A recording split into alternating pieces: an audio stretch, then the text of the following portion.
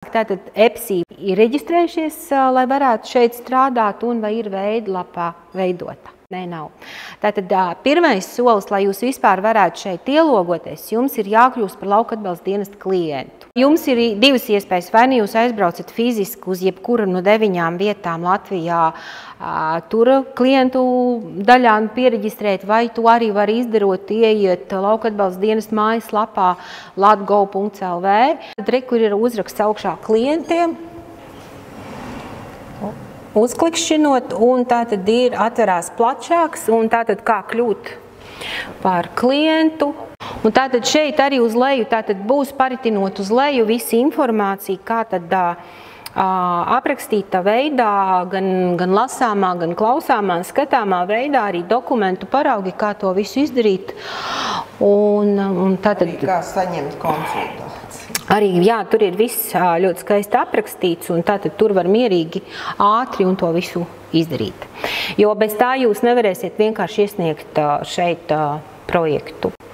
Nu, lūk, tad, kad jūs esat reģistrējušies dienestā, esat kļuvuši par klientu, tātad jums jau ir tad iespēja pieslēgties un veidot projekta pieteikuma veidlapu. Būtībā ir 3 ceļi, kā to var izdarīt. Tātad jūs ievediet lietotāju vārdus, tas jums būs iedots kaut kāds ciparu un burtu kombinācija, ko jūs ievadat, paši izveidojat paroli. Ja esat aizmirsuši savu lietotāju kodu, klientu numuru, lietotāju kodu, tātad jūs varat arī pieslēgties, izmantojot e-parakstu vai e-ID, internetu banku, tātad, un ielogojoties ar tiem, arī tagad var ar Smart ID, kas ir internetu bankas rīks, arī tagad klāt tālūk. EPS ir elektroniskā pieteikšanās sistēma. Ikdienas valodā tā arī sauc.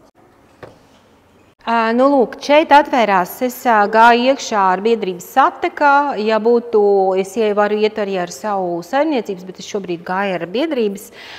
Un tātad atverās jums šāds te loks, un tātad, lai jūs tiktu pie jaunās veidlapas, tātad jūs uzspiežat uz projektu un investīcijas un pievienot jaunu projektu iesniegumu. Tātad jums atvērsies šāds te sarakstīņš, un jums ir būtībā jānoiet līdz lejai, jo līderi parādās lejā. Un tātad jums ir izveidot jaunu līderi, šķērsvīt sabiedrības vietējās virzītās attīstības stratēģijas īstenošanas pieteikums, jo šeit iet gan zivju, gan lauku, jo laukiem ir līderi un zivīm ir svā saīsnēmā. Un tātad līdz ar to šeit uzklikšķinot, izveidot jaunu, un tad jums parādās, ka šeit ir jāievada novads vai pagasts. Šobrīd mēs no Jēkabpils novada neko nevaram ievadīt, tāpēc, ka nav izsludināta apstiprināta kārta. Tāpēc es ievadīšu savu novada, jo mums ir kārta vaļā. Nākamnedēļ jau būs. Un tātad es eju šeit un uzklikšķinot virsū. Jā, un tagad viņš man prasa reģistrēt pieteikumu kola 1921, un otrs piedāvājums būtu reģistrēt pieteikumu kola 1922. Tā kā mums, kas atšķirās šie te 1921 un 1922, tātad 1921 tas ir uzņēmējdarbība. Tātad, ja būs vaļā Vidusdaugavai abi divi, pieņemsim, ja sapratu, jums būs lauku biļeti un jauniešu iniciatīvas vaļā. Tad būtu divas izvēles. Būtu kola 1921, tātad 21 atceramies, ka tā ir uzņēmējdarbība, un kola 1922, tas būs tad sabiedriskā labuma projekti, tātad tie būs mērķis 2, 3 un 4 jums, ja? Un tātad jūs uzspiežat to, ko jums vajag, un tā kā mums ir tikai vaļā uzņēmējdarbība. Nu, lūk, arī jums tad, kad atvērsies vaļā, ja, piemēram, būs izsludināts vairākas rīcības, tad jūs izvēlaties atbilstošo rīcību, kas nu jums tur būs. Tātad viņiem arī zem katru mērķi ir divas atkarībā, ja ir vienlaicīgi izsludināts vairāks, tātad jūs izvēlaties to, uz kuru tad jūs startēsiet. Ieliekam šeit. Uzreiz gribu teikt, ka tad, kad strādājat ar veidlapu, mans ieteikums arī no daudzgadu pieredzes ir tā, ka ejot iekšā, strādājiet sistemātiski, informāciju nevis vadiet haotiski, bet vadiet, tur būs A, B, C, D, E sadaļas, un tātad sākam no A, lēnā garā šīs sadaļas vadiet iekšā, lai tā informācija, jo viņa saglabājot pārnes uz kaut kādām citām daļām kaut ko vajag pārnest. Un ik pa laikam vajag arī, tas nekas, ka varbūt datoros ir uzlikts, ka viņš ik pa laikam saglabā, bet drošības pēc tātad uzspiežam vai nu šeit saglabāt pogu, tad, kad ir jau veidlapa atvērta un strādā, tā saglabāt poga būs gana tālu jāmeklē, bet terku šitajā stūrī ir noslēpies diskatīts veids, to vajag ik pa laikam uzspiest, lai tā informācija nepazūd īpaši, ja jūs esat vietā, kur ir gana slikts internets pieslēgums, īpaši vakaros, kad jūtam, kad internets paliek lēnāks, kad visi saslēdzās. Pirms sākam rakstīt projektu, mans ieteikums visiem ir izlasīt un iepazīties, vai vispār es varu startēt, vai mana doma tam vispār atbilst, vai es kā iesniedzējs atbilst. Jā, tātad šeit arī jau meitene stāstīja, kad ir mazliet atšķirības no ministru kabineta noteikumiem. Tātad galvenie ministru kabineta noteikumi šajā periodā ir 580 no pagājušā gada 10. oktobra, kas nosaka to galvenās lietas. Otra lieta, kas ir obligāti jāskatās līdz, ko tad konkrētajā kārtā ir noteikusi partnerība, kādas tad nosacījumus viņi izvirza. Jo šobrīd ir tā, ka ministru kabinetos noteikumu 7. punkts pasaka, ka partnerība var arī ierobežot kaut kādus ierobežojumus uzlikt konkrētajā kārtā. Un tas nebūtu nenozīmē, ja pieņemsim, jūs esat startējis 1. kārtā un tagad startējat 3. kārtā un ka būs pilnīgi vienādi. Tā nebūs, jo var uzlikt arī kaut kādus ierobežojumus. Nu, piemēram, mēs esam teikšu no savas puses, mēs esam uzlikuši, ka, piemēram, mums 1. kārtā nevar startēt projekta idejas, kur grib iegādāties pārvietojamās spirtus un kubulus, piemēram. Jā?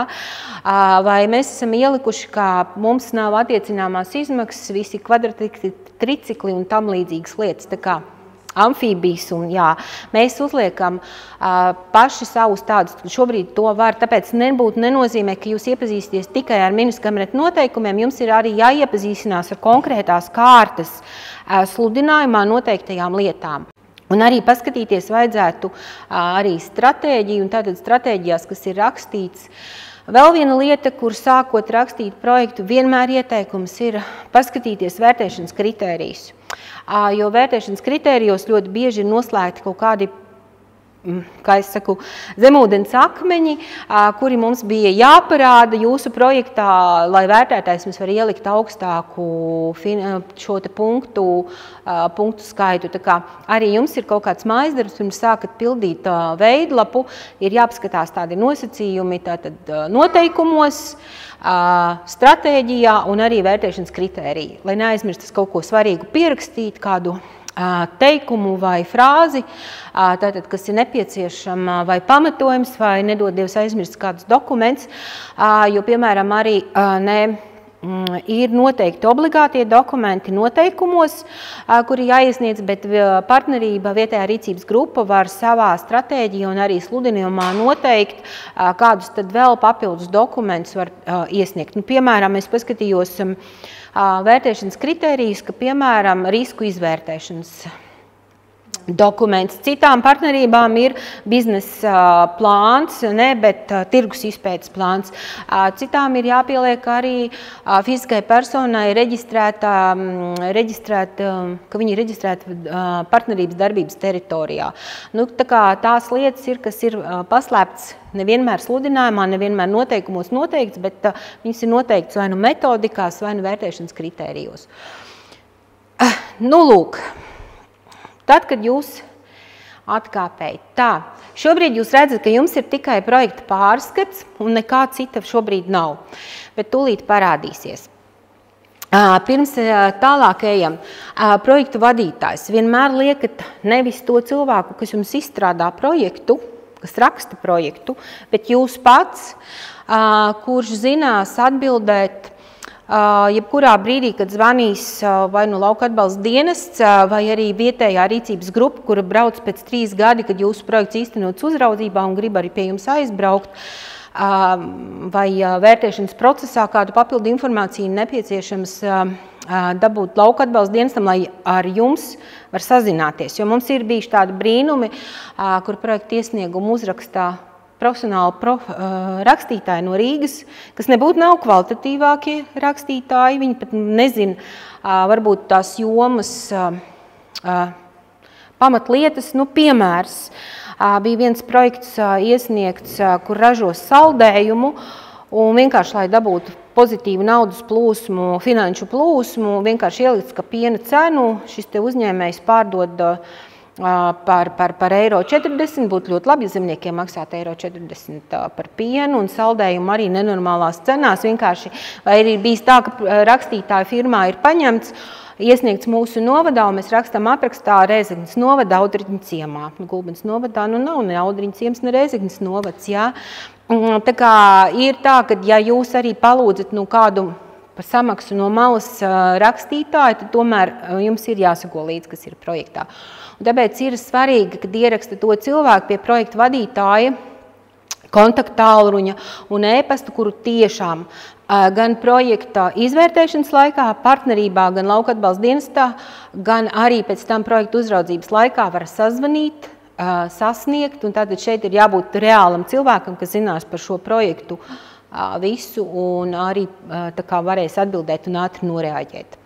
Nākamā lieta, kas ir svarīgi, ir precīzi normālu projektu nosaukumu uzrakstīt. Pieredze. Mums ir bijis tāds projektu nosaukums, visi lielie burti UPXY. Uzminiet, kas tas ir. Tā ir iekārta, ko iegādājās ginekoloģi, lai uzstādītu. Vai mums ir bijis zili brīnumi zaļā pļavā vai brīnumrūķītis.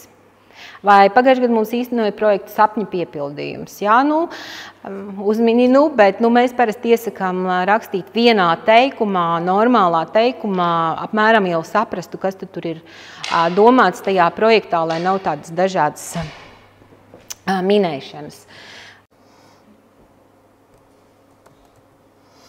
Tagad jūs būtu sarakstījis un tagad ieliksim saglabāt. Un skatoties augšā, kas notiks, jums uzreiz atverās jau plašāka informācija. Tad, kad jūs titulā pirmo esat aizpildījuši, tātad parādās vispārējā daļa, informācija par atbalsta pretendentu, tātad A sadaļā jūs visu liksiet par jums vai par kā fizisku personu vai kā juridisku personu, tātad jūs aprakstīsiet par sevi. Informācija par projektu, tā ir tā sadaļa, kur jūs rakstīsiet pilnīgi visu, kas ir saistīts ap un par projektu, lai trešā puse varētu izlasot, saprast, ko jūs tur domājat. C sadaļa ir ieņēmumi un izdevumi, D ir pavaddokumenti, vēl ir neredzama E sadaļa, jo tad, kad aizpildīs B8 sadaļu projekta izmaksas, tad tur viņa parādīsies, ja būs iegādes virs 1001 eiro, tātad viņa vēl tur sadaļa parādīsies klāt, projekta pārskats un pārbaudīt kļūdas.